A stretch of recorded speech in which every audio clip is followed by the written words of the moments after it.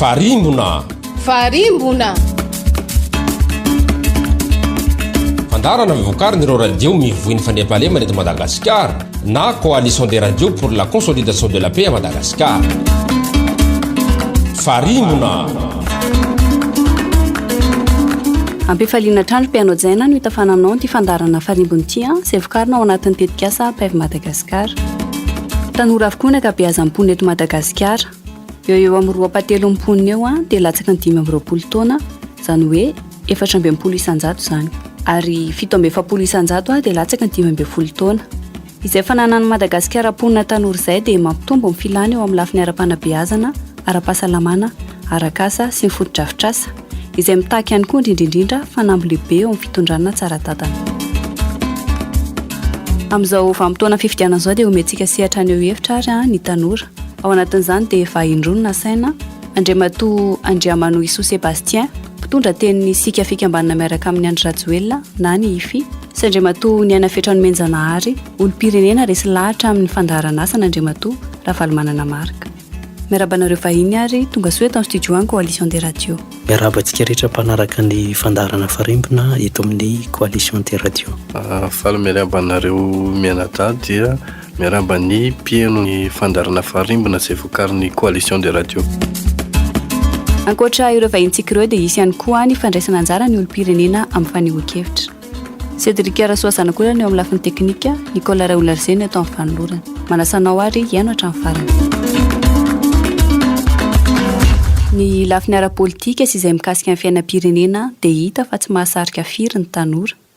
Rehefa adinihana ny sehatra ara-politika misy sy ireo fahefanam-panapaka, rehefa jerena ihany koa ireo karazan'olona maneho hevitra manodidina ny fiainam-pirenena dia tsy hita taratra firy ny fandraisana anjara ny tanora. Ny atao hoe tanora moa eto dia izay latsaka ny 530 taona. Andriamatoa Fetra, aminao inona no mahatonga ny tanora tsy ho liana ny fiainana ara-politika amin'ny firenena? Ny entiko amaliana sy ifanakalosana amin'izay fanontaniana izay dia voalohany indrindra aloha hita fa tsy nozarina ary tsy nampiroboroboana tamin'ny tanora ny toe-tsaina mandray anjara amin'ny lafiny ara-politika sy amin'ny fiainam-pirenena amin'ny ankapobeny. Dia izay mahatonga ilay tanora mbola atao hoe mbola ny ivelana sy variana amin'ny mahatanora anazy, fa tsy misehatra loatra na tsy mandray anjara loatra na dia amin'ny ady-hevitra fotsiny ary amin'ny resaka fampandrosoana ny firenena. Eo ihany koa ny tsy fisian'ny sehatra na hoe fiantsoana mihitsy ny tanora raha tsy vampitoana fifidianana ohatr'izany. Dia izay koa ny isan'ny antony mbola tsy maharesy lahatra ny tanora amin'ny resaka politika.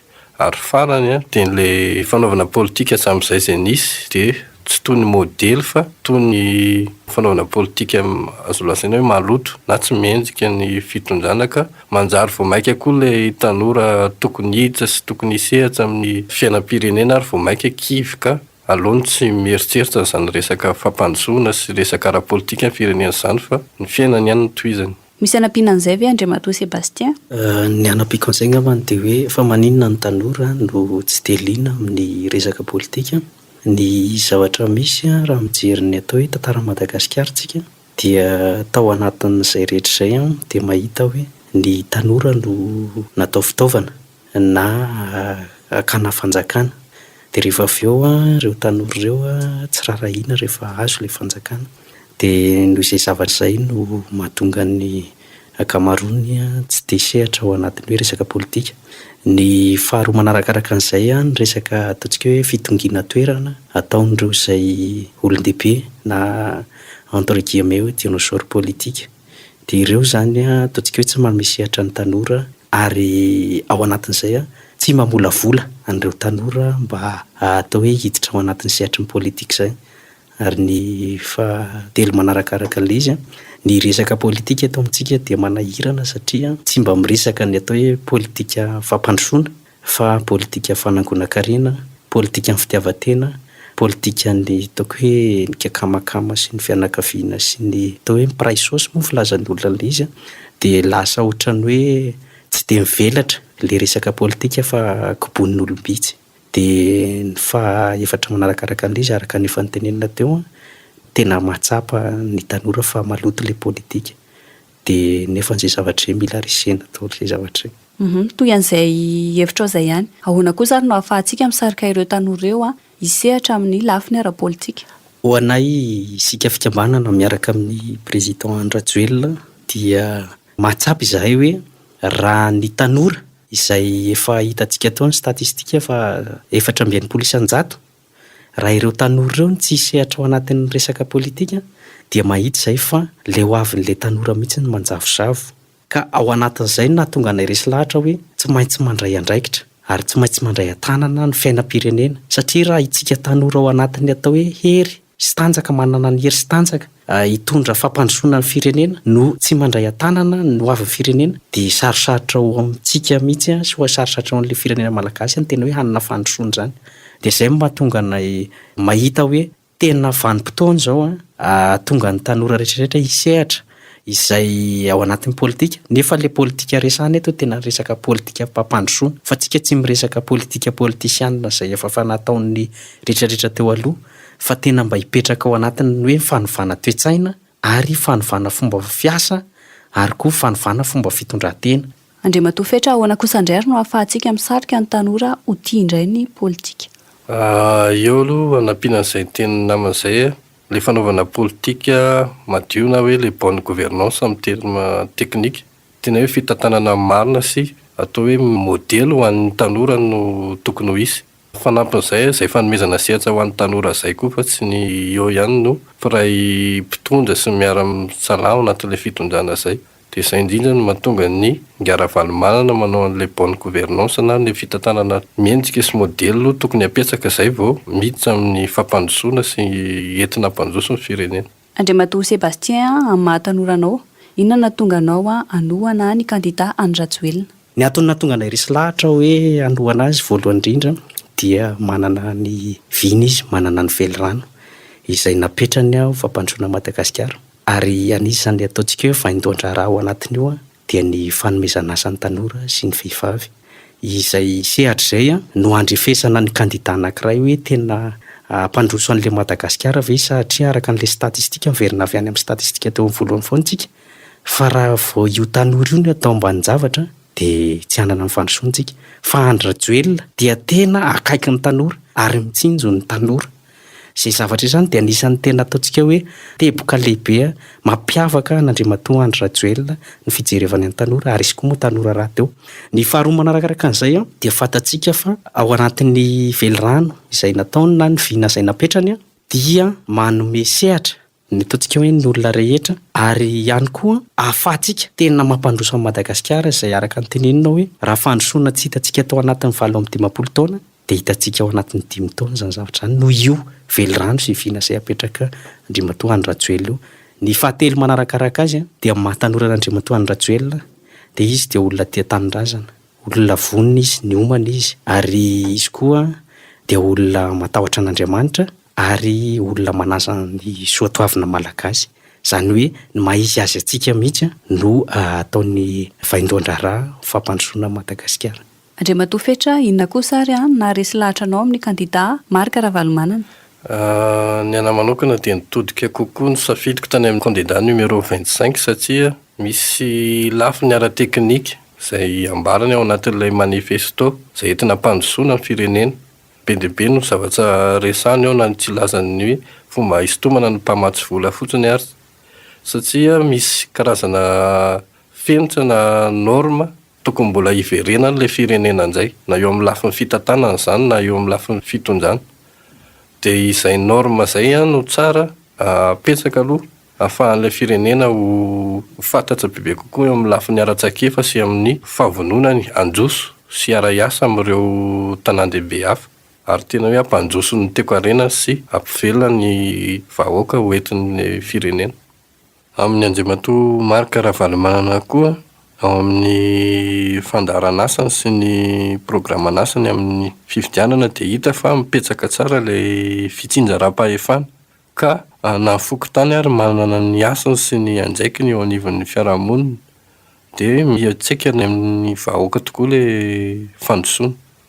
Teo amin'ny fitantanana koa Andriamatoa Marc Ravalomanana raha nisy ny mpitondra ny fandimby anisan'izany ny kandida Andrajoelina. Andriamatoa Marc Ravalomanana no hita fa nainy tantana nanana n'ilay karisma hozy izy ny fitenenana na ilay fahefana entitra ahafahana mampanjoso sy mampihetsika ireo mpiara-miasa rehetrarehetra eo anivon'ny fitondràna. Mila fahampiana anaty fifanajana isika mba hialana amin'ny herisetra. Raha itsikera manomeza sosikevitra, manao izay antefany kosa raisa-pitoniana ka halaliana. Tsy maintsy misy ny mandresy ary misy ny resy. Ekeo ny valim-pifidianana avoaka ny senisy ny fitsarana avo ny lalam-panorenana. Andraso amin'ny fahavononana sy ampitoniana ary ny valim-pifidianana. Ry mpiray-tanindrazana, ny filoham-pirenena voafidy eo dia filoha ho an'ny malagasy tsy vaky volo ka andeha ary fanometana ny isika ho an'ny fampandrosoana marina sy maharitra ho lovainy ny taranantsika. Alaviro ny tsao, amarino ny zavatra renao. Arao ny vaovao marina ao an-tranokala. Alerte PEV Madagascar. Mitetika asa PEV Madagascar dia toanan'ny ICSP sy vondrona Europeanina. Mpiara-miasa, Ekesa Madagascar, Coalition des radios, KMF Knoé, Liberty 32, AU Projet.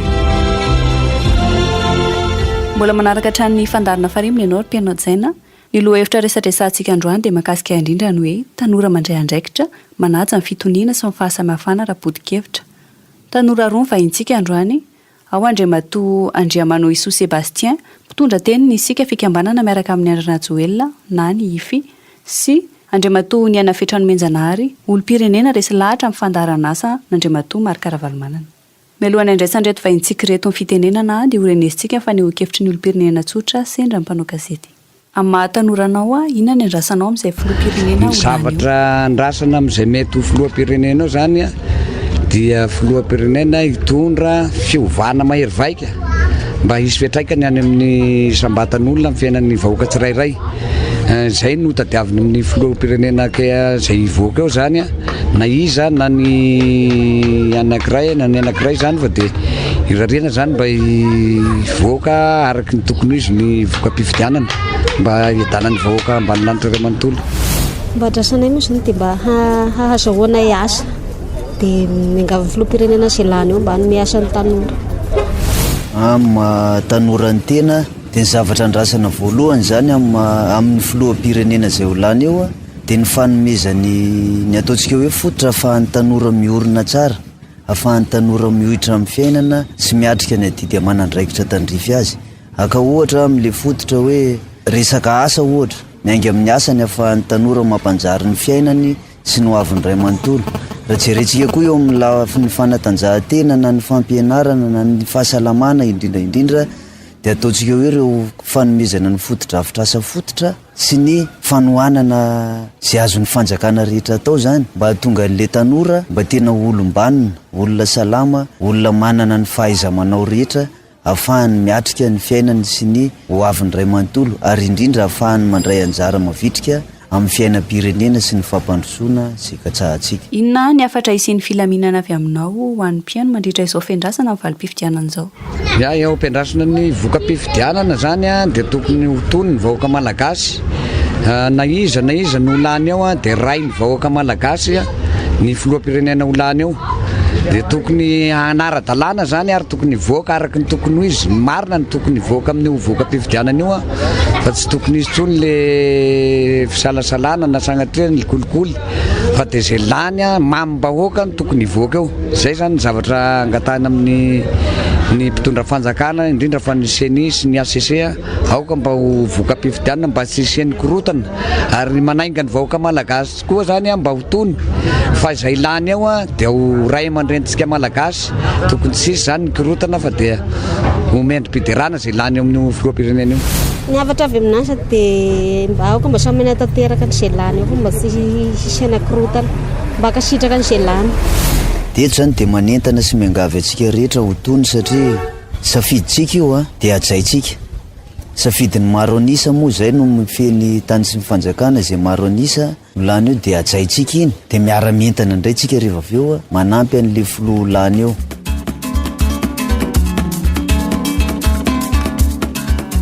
Andriamatoa Fetra, raha sanatria misy ny krizy aorian'ny fifidianana, nahoana no mety hampidi-dozan'ny tanora malagasy sy ny taranaka fara-mandimby zany? Mampidi-doza ny taranaka sy ny tanora raha mbola misy ny krizy indrindra aorian'ny fifidianana satria vao may sarotra ny anarina sy ampanjoso ny firenena rehefa latsaka katerina tahaka ireny, ary be dia be no zavatra tsy voarina vetivety. Vao may koa sarotra ho an'ny tanora ary tsy hijereny tanora akory izany hiditra amin'ny lafiny ara-politika izany satria tsy modely ary tsy mendrika ho azy ny zava-nisy. Ary ihany koa ny fiantsaikan'ny aran-teo-karena vao may be ny tsy hanasa sy tsy hahita atao amin'ny fiainana andavanandro. Andriamatoa Sebastien, ahoana ary no ahafahantsika manamafiorina ny fandriampahalemana? Ho anay manokana izay isika fikambanana miaraka amin'ny Andra Joelina dia hitanay fa ny ahafahana manamafiorina ny fandriampahalemana ao aorian'ny fifidianana ary amoahana ny vokam-pifadianana tena izy dia voalohany aloha dia ny fitsapahana tanteraka izay ataony avy any ivelany ao anatin'ny fikirakiranana izay vokam-pifidianana izay. Ny faharoa ny fitsapahany ataontsika hoe ny tafika ao anatin'izay vokam-pifidianana izay fa tokony mipetraka izy hoe eo afovoany, izany hoe neutre izany izy amin'izay fotoan'izay.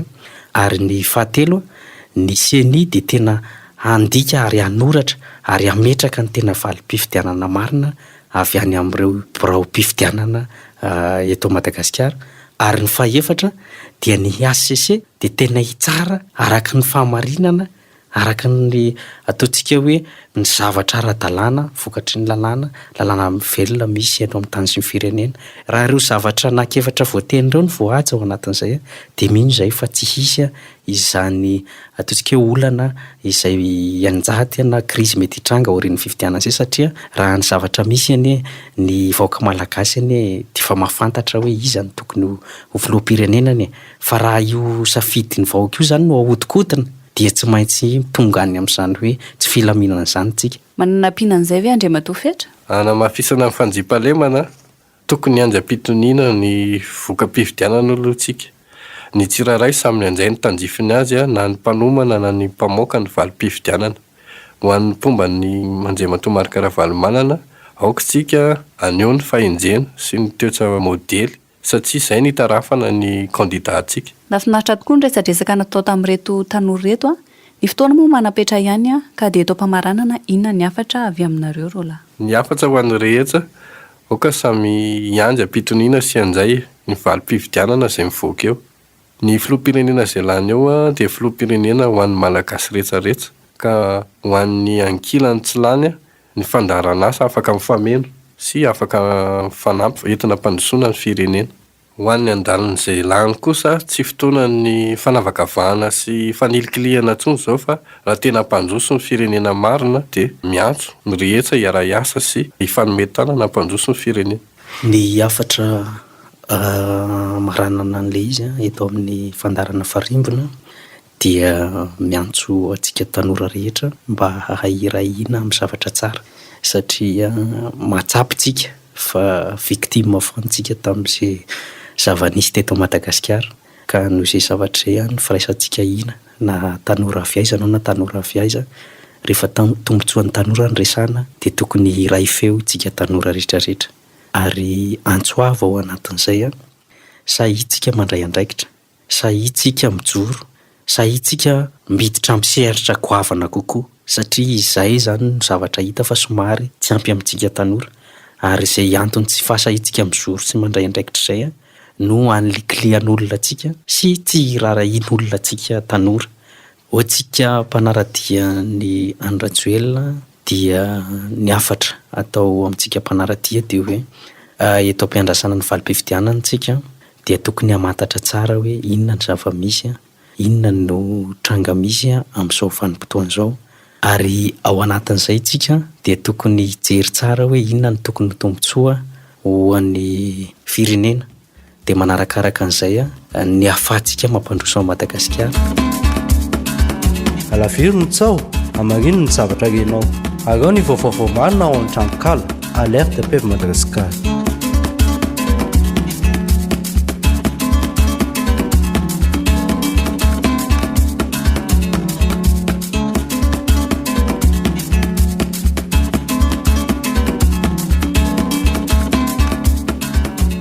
Dia izay ary mpianao jiana no entina mamarina ity fandarana ity. Isorana ianao nanaraka izany hatramin'ny farany. Tanora mandray andraikitra, manaja ny fitoniana sy ny fahasamihafana raha potika hevitra, izay no niresadresantsika teto. fankasitrano natolotra amin'ny vahiny dia andriamatoa Andriamanoisoa Sébastien izay mpitondra teny sika fikambanana miaraka amin'ny andro Rajoelina na ny ify sy andriamatoa ny any Fetrano Menjanahary olom-pirenena resy lahatra amin'ny fandaharana asa n'andriamatoa Marc Ravalomanana. Isorana ihany koa ianareo mpiaino ny radio mpikambana sy mpiara-miasa amin'ny coalition des radios ary ny teknisiana nikirakira amin'ny feo. Eto mpamaranana ny coalition des radios dia mirary anao hanao fety sambatra ary ihany koa hatratra ny taona vaovao 2024 dia ho tao fahombiazana tokoa ianao taona ho avy io.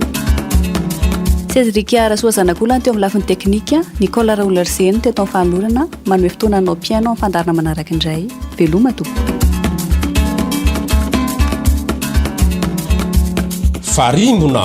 Farimbona